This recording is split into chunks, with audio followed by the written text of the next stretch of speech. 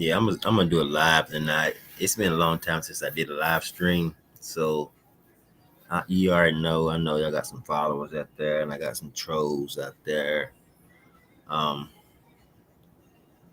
on this live stream, I just want to talk about the culture of Rastafari. I really want. This is a real topic right here. I have a book called "Mind the Ross Corey 10-Year Affair." You can contact me at I got a number, or just go to my email, the legendaryrosscorey.com. I'm at legendaryrosscorey@gmail.com. Then just purchase the book. It tells a lot about my experience as a Rasta, American Rasta. So so right now, like I always tell you, everything that I do is raw and uncut, and I want you to dive deep into the Rasta culture by sharing my personal experience and trying to understand what it truly means to live this lifestyle. So, the Rastafarian culture is a fascinating tapestry that weaves together spirituality, music, and lifestyle in a unique way. It's a identity that's rich history and symbolism, community, and yet is often been misunderstood or reduced to stereotypes. You know what I mean? So I have been harassed, I've been gang stalked, and etc. When I first started learning about Rastafari culture was in 2003. I studied Muslim, Mathematics, and all that stuff. Then I realized that's an Arab religion or Middle Eastern religion, even though it come from Africa. But um, my dad stayed overseas. Just a quick note: my dad been gone. He left. He was overseas with Ethiopians, Africans, and Madagascar, Moroccans, and he left at 18 and came back when he was 35 back to America. So I was 18. He never he told me in my book. I'm gonna give you a little intro. He said, "Let's keep this a secret, cause back then I was lived in a small town, and I was then Black Star. They had really no hope or nothing about what no history, no put it away, no culture, but it's a rich town. He had his own black hospitals, black stores, etc. The Browns. Anyway, when I first started learning about Rastafari culture, I he when he came home, he gave me a Bob Marley cassette, Wailers cassette, and a Bible. But at the time, I was young. I was searching, doing so much other things, running the streets, doing thuggery, and I said, I wonder what this Bob Marley and the Bible connection was. Then I started reading, it gotten real deep. Then I said, okay, I started finding things out. I started searching. I thought I knew what it was all about: dreadlocks, reggae music, and a laid back attitude. But as I dug deeper, I realized there's so much more to it than that, because then I met a brethren that was from Line of Judah Society. We talked on the phone for a while, for a minute. Then I started studying under him out of New York. His sister named Ross Sister Suggs out of Pensacola, Florida, and some more brethren out of California and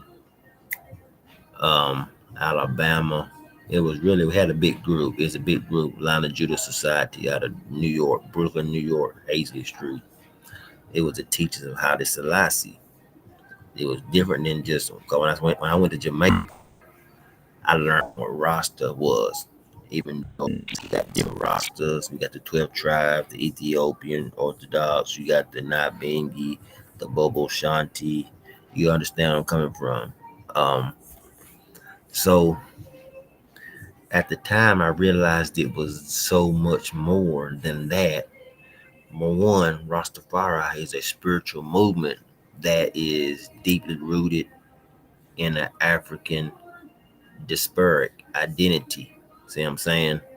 In the resistance against the oppression, because I got in trouble. I had a lot of ball scholarships. You can check the book out. I had scholarships. I got in trouble for being a revolutionary over what you call a Caucasian or a pale man with racism. I was in that era during where I stayed at. There was a lot of racism, black and white, going on in this town. So at the time, it was about reclaiming um, black heritage, and I was challenging the system of power. I have a historical um, it was like the margin of the people in that town was silenced with their voices. So I started passing out brochures and like by Haile Selassie. When I got all the teachings from my teacher, I started making pamphlets, passing out because my dad really is the founder there, but I took it to another. No, I didn't keep it a secret, so I just started passing out to blacks, even white. I was even the whites. You understand? So people think that Rastafarian is just a bunch of um, hippies who smoke weed and listen to reggae music all day, but the reality is that Rastafari is a complex, mm, multifaceted ideology that encompasses a wide range of beliefs and practices, from the importance of natural living as a vegan, or what we call ITAL, to a significant of an African diasporic or unity or social justice. Rastafari culture is just so much more than just a catchy phrase or a fashion statement. As I learned about Rastafari culture, I began to realize how much misinformation and the stereotypes that were out there. You understand? Hold on one second. I got to catch this, and I'll be right back. Just 1 second.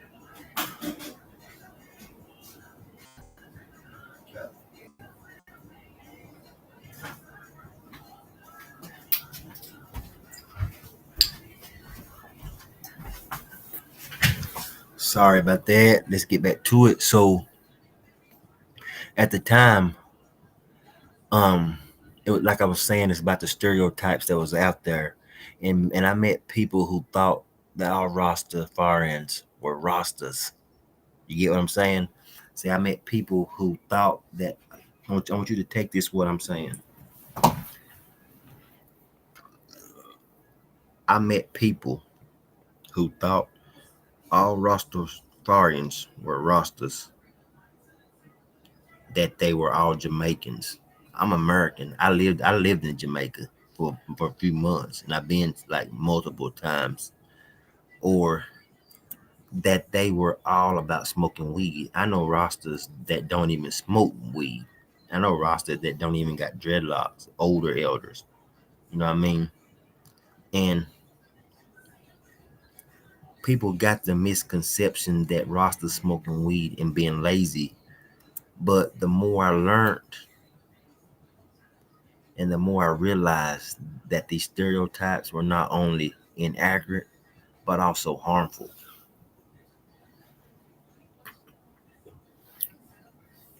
So growing up, I had a fascination with reggae music. See what I'm saying? And that's what initially drew me to Rastafari when my dad gave me the cassette because he had Black Huru. He seen all these people overseas, Black Huru and whatnot. So I started. My dad seen Bob Marley. Bob Marley saved his life when he was overseas because at the time he was doing what he was doing as a young man, and Rastafari saved his life just like it did me. See, he listened at the time. Um, I spent hours listening to Bob Marley and Peter Tosh, mesmerizing their messages of unity, love, and social justice. As I delved deeper into the music in 2007, Von Benjamin came in my presence, and he was like a calling to me. So I've been following Von Benjamin and studying him, and I reasoned with him several times. Um, and the message got deeper. I began to learn more about Rastafari movement and the roots in Jamaica and all over the world, especially here in America. Then I started, when I got with my teacher, I was already doing the teachings of Haile Selassie. So I read about Selassie, the Ethiopian emperor, who is revered as a Masonic figure in our movement, in Rastafari movement. And I learned about the struggles and the trump of Rastafarians that in the community in Jamaica and the ones here in America. Because America had it a little different too, because we had to deal with the racism of whites and every other culture. See what I'm saying?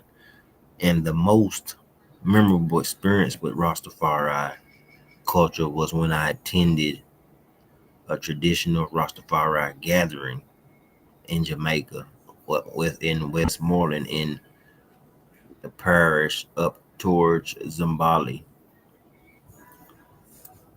It was a Saturday evening, and I was surrounded by Rastafarians up in the hills, barefoot buffalo soldiers from all walks of life. They all gathered to celebrate the life, unity in the community. We sang, we danced, we shared stories, and I was American Rasta. They called me a Audi. I was American Rasta up here, trodden in Jamaica with Jamaican Rastafari.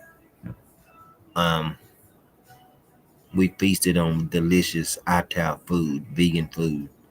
It was a night that I would never forget, and it opened my eyes up to the beauty and the richness of the Rastafari culture.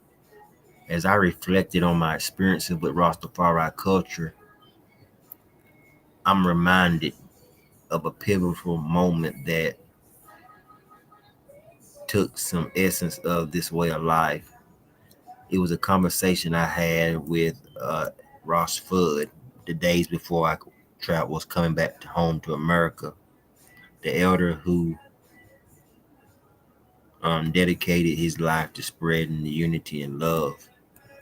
He told me that Rastafari is not just about wearing dreadlocks or smoking weed.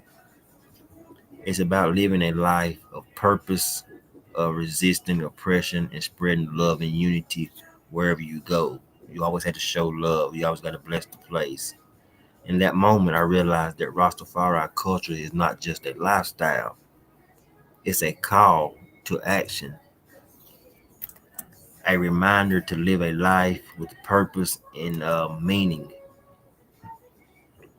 In this video that I'm showing, that I'm going live on, I shared some my personal experiences and insights about Rastafari culture, from debuting common misconceptions to sharing the richness in Rastafari traditions and practice. I hope that this video has inspired you to learn more about this fascinating culture. Remember, culture appreciate is not about appropriating or exoticizing.